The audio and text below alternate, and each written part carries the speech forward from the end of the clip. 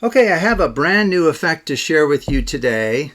I call it Aces Aplenty.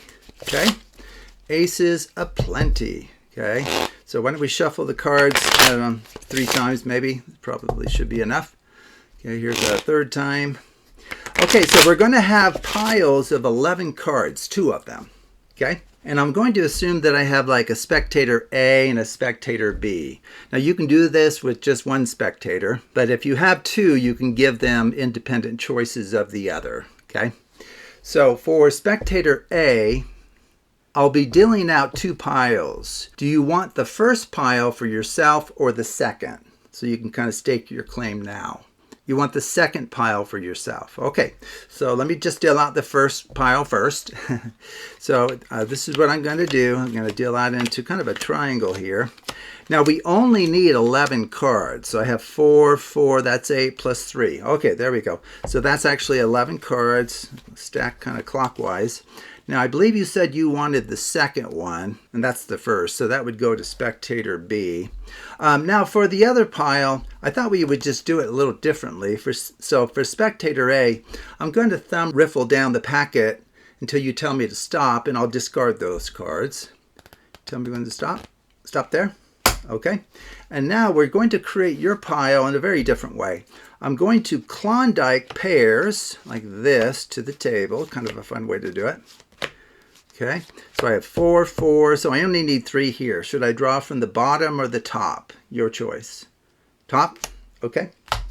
And then why don't we stack in opposite order, counterclockwise? And I believe that's yours because you wanted the second dealt out pile. And now for spectator A, you get to choose which shuffle applies to your packet. And the 2 shuffles are the Klondike shuffle, which I just kind of shown you here. This is where you draw off the top and bottom as one. And then the Mange shuffle, which is also a powerful way to mix. Which of those 2 would you like for your packet? You want the Mange shuffle. Okay, great. And then that would leave the Klondike shuffle for spectator A. So why don't we go ahead and do the Klondike first. I'm just going to set spectator B's cards off to the side. Okay, so for spectator A, I need you to tell me how many Klondike shuffles would you like me to perform? It is a free choice. Just 2. Okay, that's fine. So this is where you draw the top and bottom cards off as 1. Okay. Now note to you as the performer, the spectator A can ask for any number of Klondike shuffles. Okay, they truly can.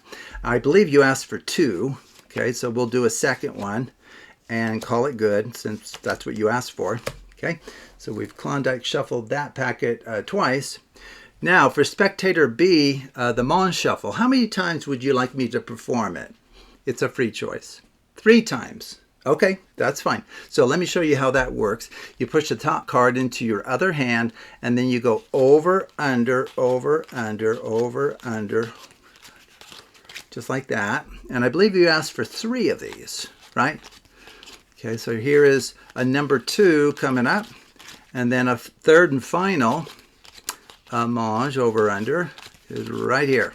Okay, I suppose I could even give you a chance to decide to perform any more on yours, but you could in practice. You could turn to spectator A and say, have you rethought this? Would you like me to perform any more Klondikes? Yes or no? Maybe they'll say no. And same thing here. Spectator B, would you like any more Mange? And they may say, yeah, just 1 more. And you say, okay, very good. I'll do 1 more.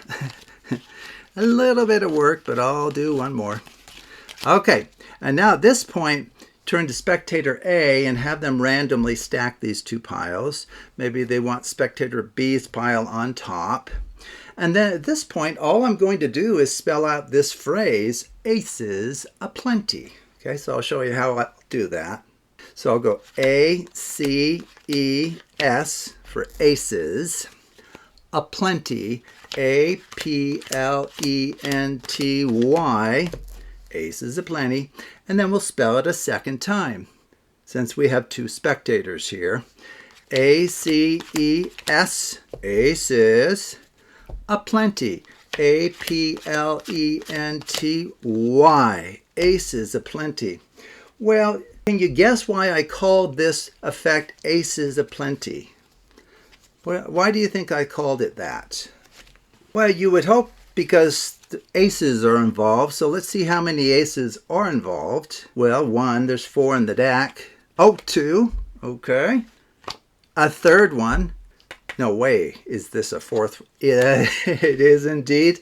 I would certainly say that is aces aplenty. You cannot have more than that in a standard deck of 52 cards. Very good. Okay, so how is this done? What's the secret to it? So very quickly, there's a few ways to kind of get started. What I did to begin it, I just had 2 of the aces at the top and at the bottom. So bottom, top, okay. But there's a number of ways to get to this first step. And then I just did, 3 riffle shuffles in which I retained the top and bottom cards, 2 of them at least, right? 2 cards at the bottom and top and 2 at the bottom. Okay, so you just riffle shuffle in such a way that you retain those. And then if you remember, what I did was, remember these are 2 aces here. So I went 1, 2, 3. Okay, so I dealt out into a triangle. Now I have 4, 4, 3, so I would stop, right? Now the key here is you can pick up either one of these, but if you pick up this one, you stack in this order. If you pick up this one, you stack in that order. Okay, so what I did is I did it differently for each spectator, which kind of shakes things up. So I think I maybe picked up this one first, and I said, well, let's go clockwise. Okay, so that's going to work just fine. Now the great secret here, let me just show you what it is. The great secret for a packet of 11 cards, let me just spread this out. It has 2 fixed points relative to the Klondike Shuffle, okay? Now, the mange over-under is the mathematical inverse of the Klondike for a packet of 11 cards, for any odd-sized packet. So if the Klondike Shuffle has, quote, fixed points, the mange over-under, if you have an odd number of cards, will have exactly the same fixed points. Well, the Klondike Shuffle for a packet of 11 does actually have 2 fixed points.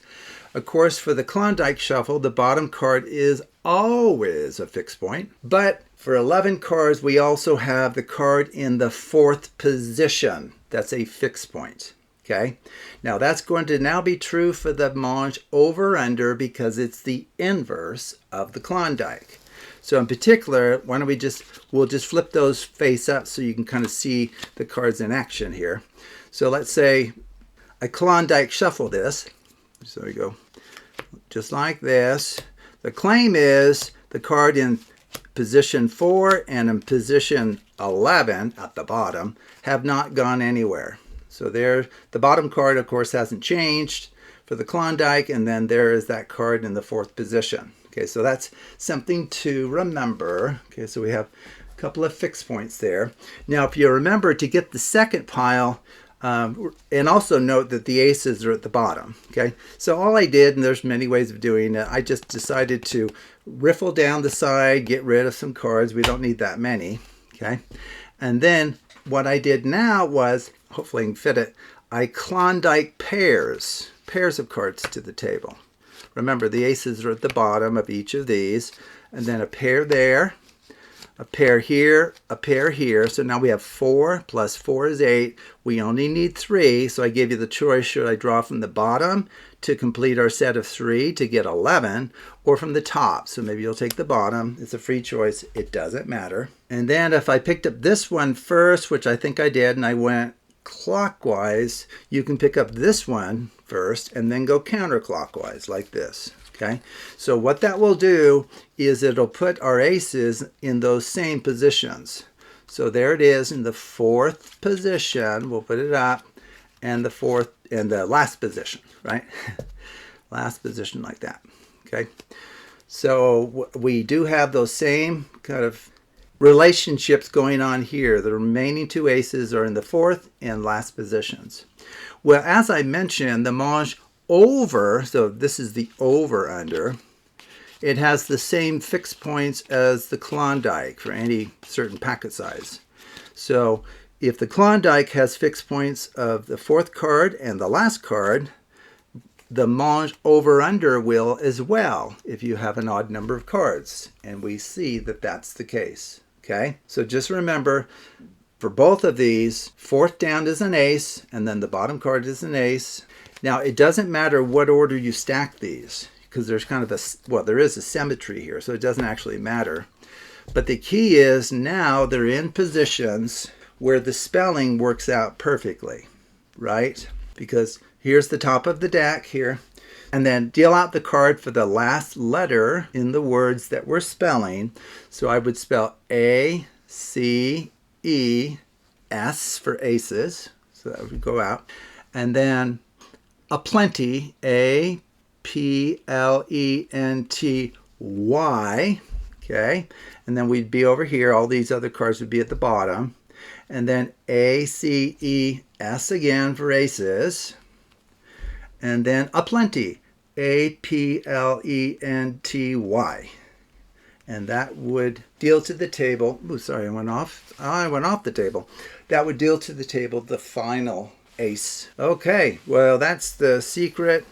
A couple of fixed points for both the Klondike and the mange shuffle for a certain packet size. And then kind of a spelling sequence that reveals those aces. Okay, well, now you know the secret, and you should be able to do this, and you can modify different parts of this to your own liking. So I appreciate you watching and encourage you to take a look at other videos on the Absolute Math Magic channel.